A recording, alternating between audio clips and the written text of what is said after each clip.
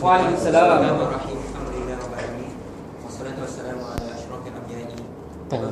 Because you know why? He needs to be there to press.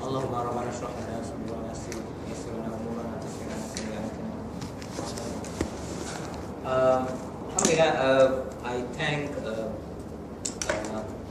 brother Haslami and his fantastic team for hosting me and for the nice companionship, discussion, and especially about the future of the Ummah. Inshallah. So I can't wait to pass. We, the senior, can't wait to pass the baton to you, and then we ride off into the suns. Right. Okay. This Muamalah and the revival of the Islamic economy. If we take a look at why the title of this talk is like that. So, for example,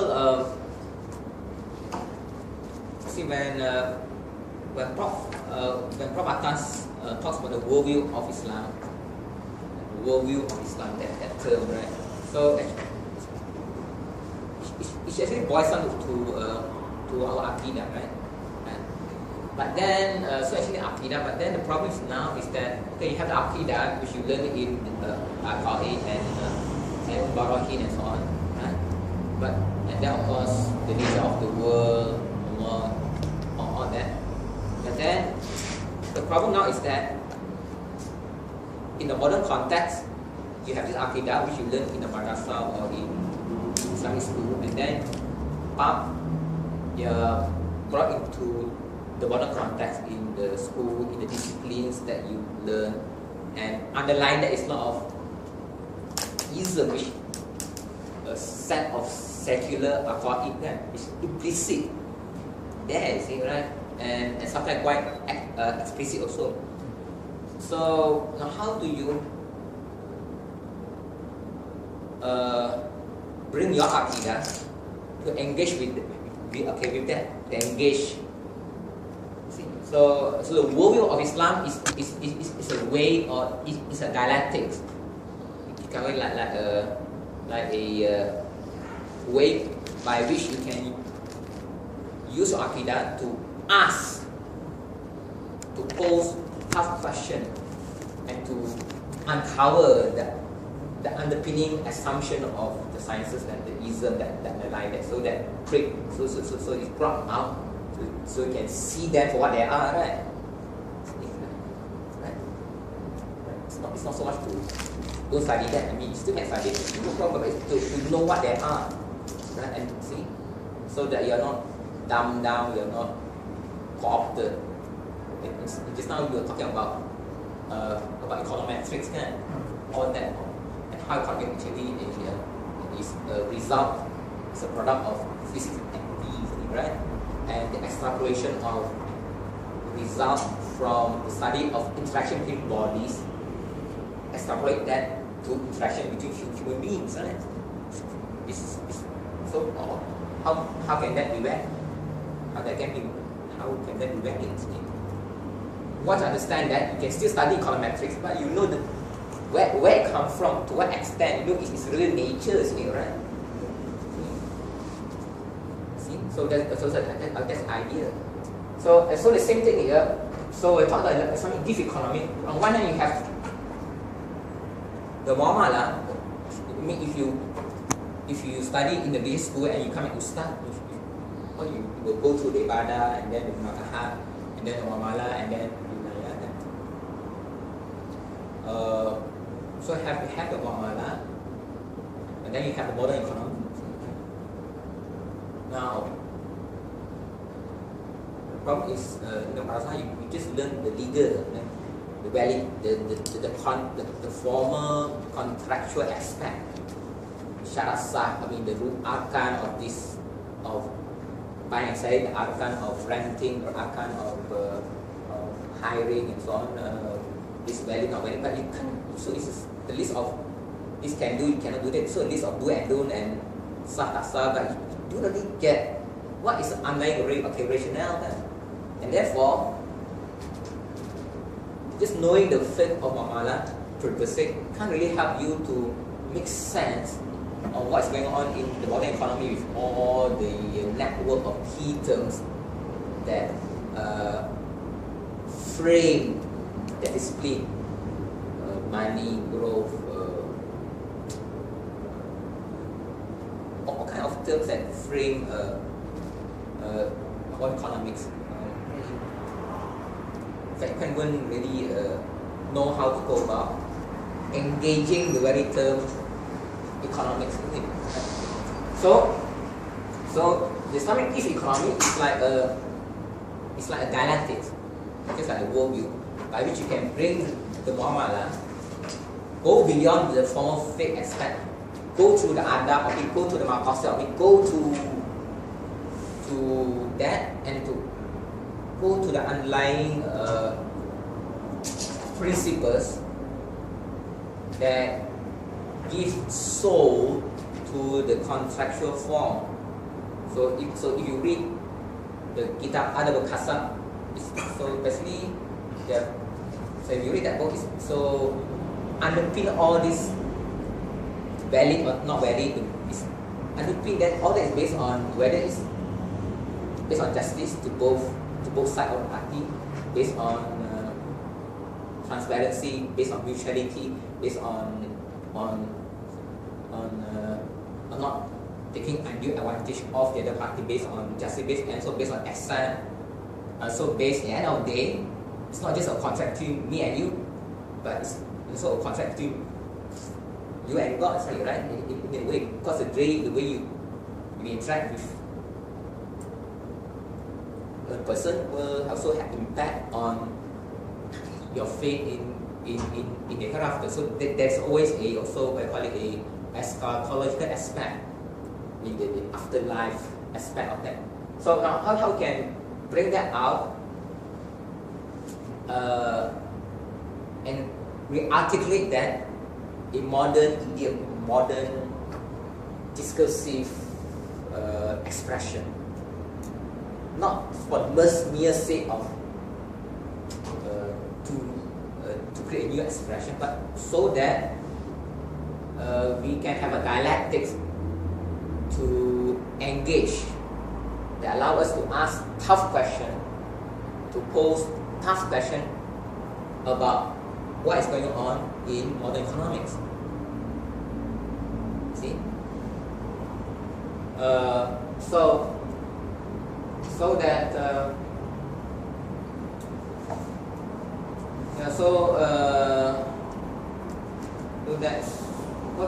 so that at the end of the day, we want to create space. We want to create a space in the current situation.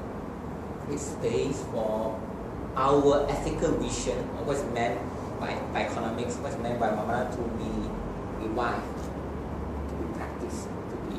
But you need to create space, and to create space, you need to dialogue with the dominant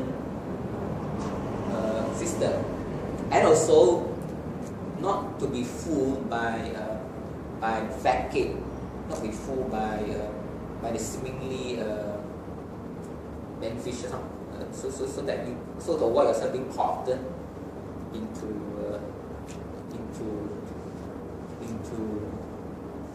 a system that may not be really that be against the Islamic vision of what is the nature and purpose of maqasid of economic exchange between people. So I was thinking the best word to use to describe that is to use the word gift. What's meant by gift is that a lot of people think, oh, but just give things away for free, but how that apply to business and cannot give things away for free. But again, you have to go beyond. You have to unpack the term gift. What a thing is a gift. Say, if I give you, if A give a gift to B, so that means that implies that the thing that is given is relevant to B, right? And is beneficial, right? And it's something that is value. If I give you a scrap of paper, my gift to you, it's not a gift, but it's something that's of no value. It's not. There's no. It's not value. And if I give you a book, but it's in thumbnail as a gift, it's not really. or I give 1,000 ringgit to gift. Let's say my son, I have a young son, and he got A in the exam, and your reward is 1,000 ringgit cash. But I said a gift to, at that age, from balik, he doesn't really know how to use that money. It's not relevant, right? But if you like Aslami dapat A ke apa dapat apa, I give 1,000 ringgit, that's very relevant. So notion of relevance, beneficial, and the context, all what's meant by gift.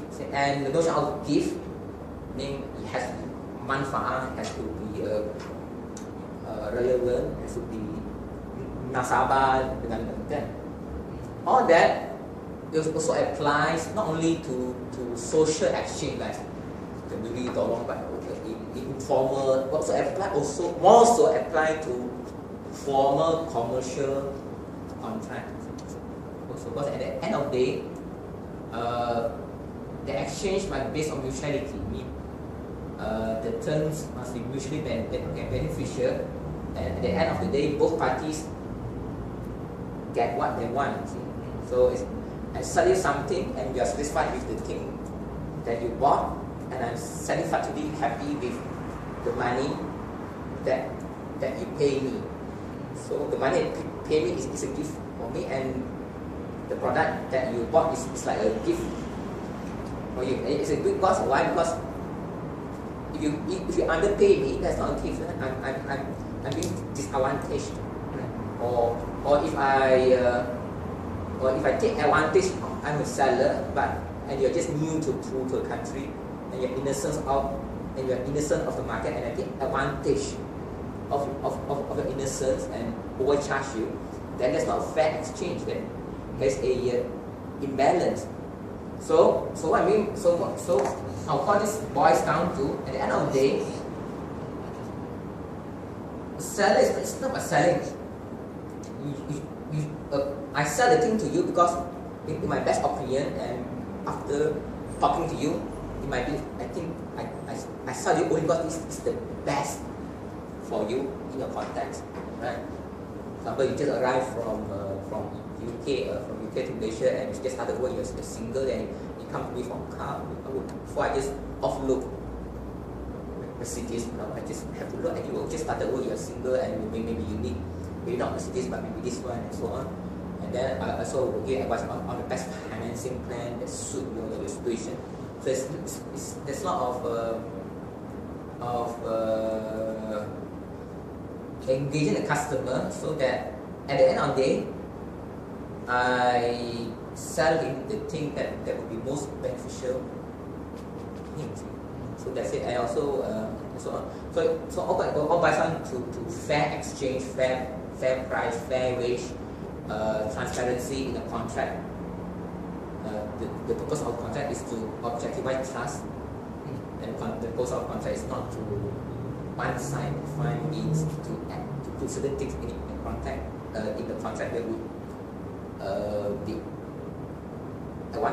would be advantageous to one side.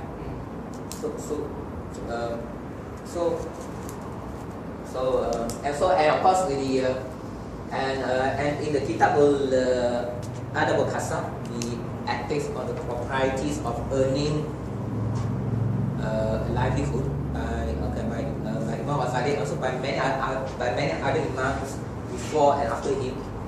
There is the notion of not just justice in transaction, but also the notion of ihsan. Meaning justice means you do not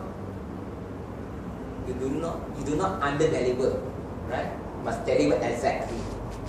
So when you ask for 1 kilogram, I must give you not less than 1 kilogram. As some mean you over deliver a bit to ensure that you did not under deliver, right? See what I mean? Example, you ask for 1 kilogram, yeah. So justice means must give SK 1 kilogram. So you weigh it, 1 kilogram give justice. But then, because to make sure that you really preserve justice, then you over deliver a bit. So you add maybe just a few grams more, right? Why it could be maybe the machine. Maybe it was maybe a few months since I recalibrated it.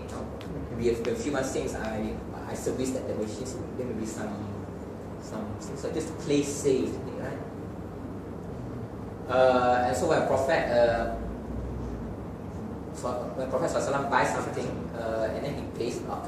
Last time they pay in gold, but gold is not in coin. It is in lumps of gold, so it's actually weighted. So, okay, how much is this?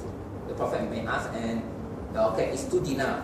Okay, take this gold, weigh it, but weigh a bit more.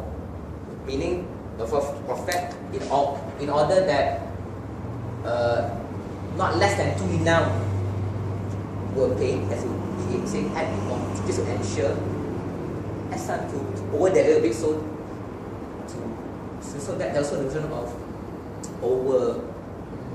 So normally in the past, people when anyway, and of course, all boils down to the tuksuru mizan, to give balance, and of course to ensure that you not under delivery, and just give a bit more. And of course, also the notion of being kind to the poor. So the guy is poor, the guy maybe he's very poor and he got only 5 ringgit and ask for 5 kilos of rice. He's poor, so give a bit more. Things like that. So it's also part of the gifting. See? It's part of so the idea is that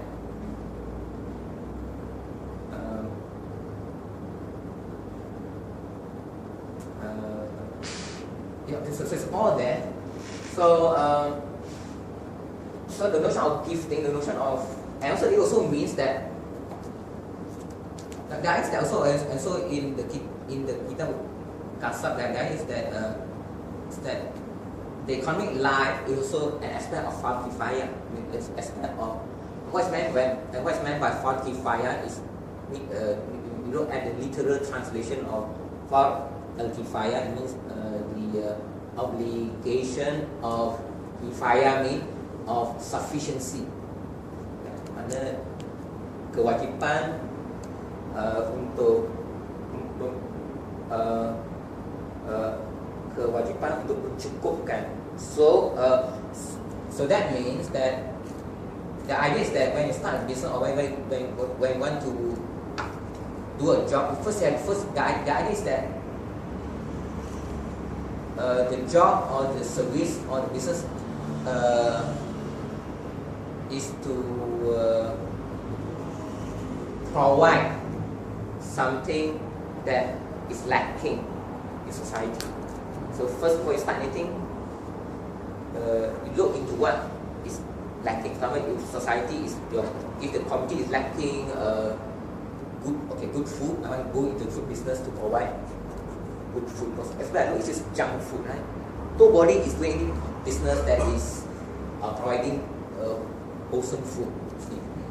So I want to go to that business, and then the profit will come after. Then profit is to support that service. And also before you look for a career, you don't do. The idea is not just to go for that career because it's an in thing, it's in demand by industry, but have to look into society. What are the services that are needed but are lacking? So I think, for example, there are a lot of courses on like something back in finance, our courses is for people on finance, economics, is for people to work for the corporation. There's no courses just for normal traders to teach them accountancy for normal traders, business for to teach muamalah to just. So I want to do that. Or so the idea is to of economic is to menampung apa yang tak ada dalam masyarakat supaya mencukupkan. You know what I meant by Farufaya. So there always a notion of the job or the business has to be personally meaningful to you. You love it, it's conform to your aptitude. It's something you can do, and also something that also of relevance to the society, to the social, or to the community context, right? So that's what I meant by this. So how do I? It's on the just left. like this is just like the informal group, and some of the things I do, I advise friends and businesses how to apply that. So we're not talking about pie in the sky, nice something, ideal actually being practice in a small way.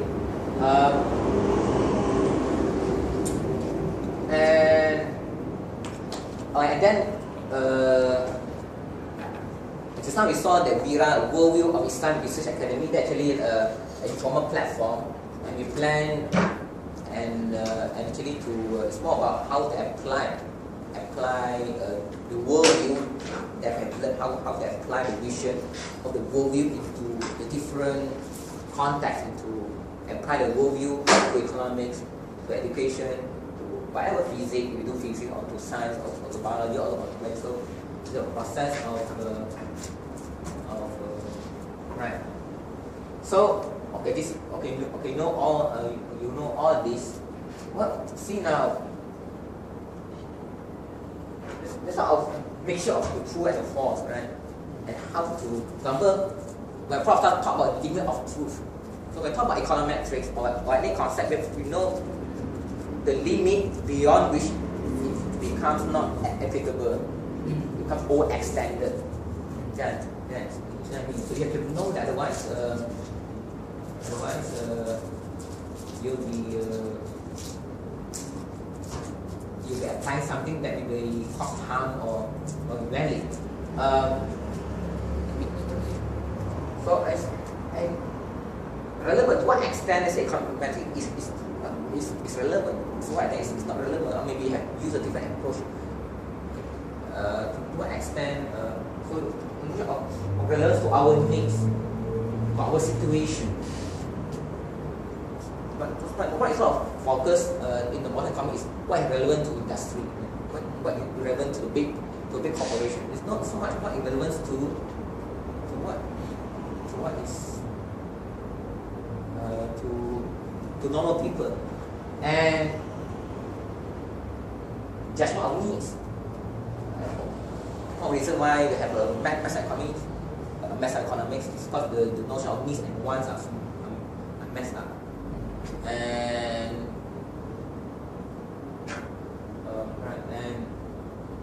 so next. So the art of giving in the Quran, there is a verse which says, ya ayyuhalladzina amanu anfiqu min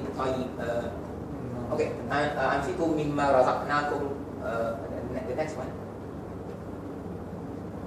Okay, there's another verse also which goes ya ayyuhalladzina amanu anfiqu min thayyibati ma kasabtum. Mean infaklah daripada benda-benda yang baik yang kamu usahakan. Give provision out of the good things that you have earned. So meaning if the infak comes from earning, infak to support your family, infak to support madrasah, fact to support the school, in fact to support the poor, the has to come from earning, from kasat, not from sual, not from asking. If I want to, let's say I'm earning enough for myself, and then I see you in trouble, so I'm going to help you, not by asking from. I work extra hard, or I start new business, and it comes from that. Goes to helping you, or create wakaf to help people like you. So the idea is that the infaq is not so much from donation. It's more about earning. And if you go to Islamic history, all our schools, our civil societal institutions, schools, even the cost of taking care of the streets, everything was by wakaf. And wakaf is actually a kind of business, to earn a profit, except that this profit is spent on some public utility or some public good. Whereas of course that is a, you can call it a so it's not a non-profit, and in fact it's not a non-profit, it's not really, or it's a non-profit organization. I mean, it's for profit, except a private company is the profit goes into the shareholder or goes into the boss of the company, right? With this data profit is to be given to the beneficiary, is to but in fact the idea is earning. So in this sense, wakaf is like, you can call it a social enterprise. Which will profit. Of course, you pay the cost of the manager, everything, right? Of course, you pay good salary to the manager, but the goes back to it's not put into making more money by bidding another bullshit to buy, or like casino, just make more money of your money. The profit is bound at the surplus, the profit is invested back into the community, right? Instead of concentrated on the CEO, right? Of course, the notion of gifting and the notion of the gift economy is also something that is being discussed in the West, right? But so there are many experiments, both in theory and in practice, about the notion of gifting. So the idea of business and commerce is not about giving, rather than about making money, or just accumulation. It's more about it's more like it's not a linear accumulation. They have a lopsided division, like a gap between the very rich and the very poor. It's happening everywhere. It's more like you earn a lot, enough for yourself, and then surplus is recycled back. It's recycled back into society. So the gift economy is a circulative economy, which the wealth from the rich is recycled back into the poor, and when some old people become rich, they in turn recycle back to those who are not. So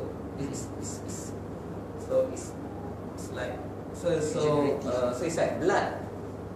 The organ that's more rich in blood is the heart, right?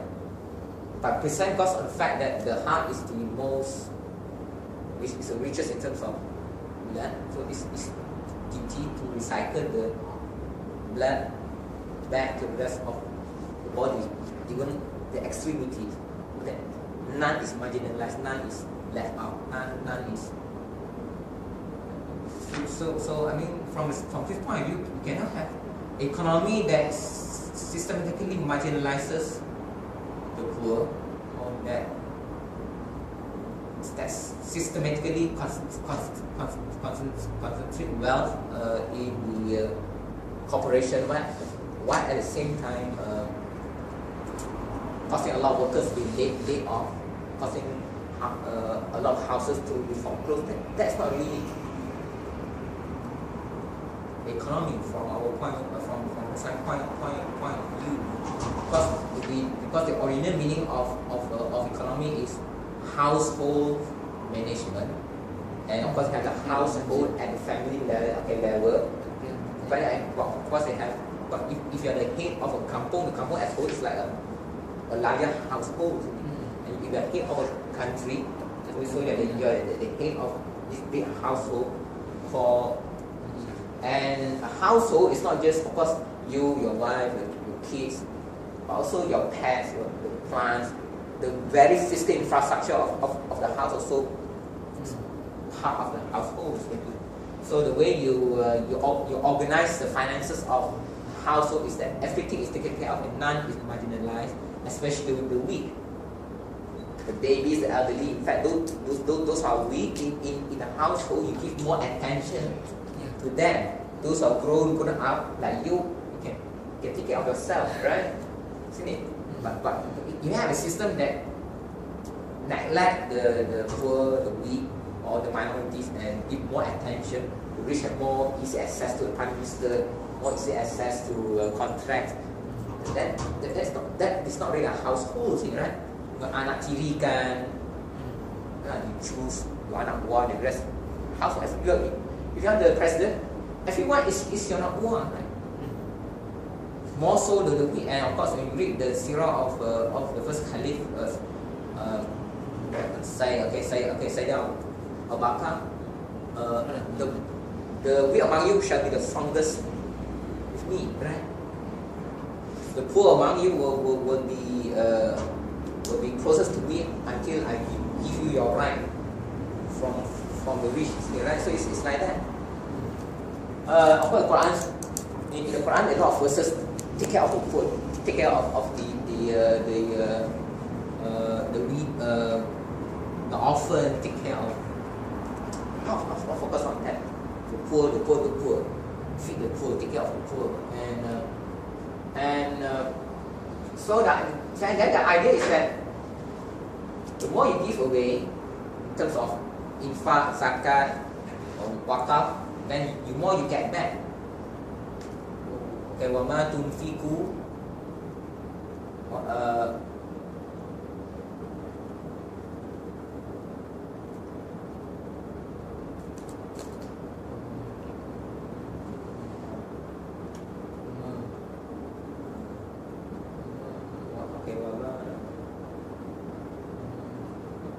I mean, it means that whatever you infaq away, it shall be you shall be recompensed. It shall be repaid in full, and you shall not be wrong. Meaning, what you give away shall come back to you. And that's why but this is